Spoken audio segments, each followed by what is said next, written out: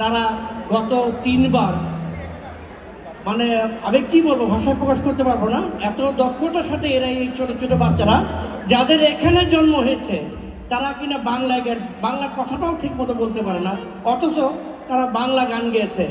আমি আশা করব ওদেরকে উৎসাহিত করার জন্য অন্তত সবাইকে করতালি দিয়ে ওদেরকে সম্বর্ধনা জানার জন্য প্লিজ।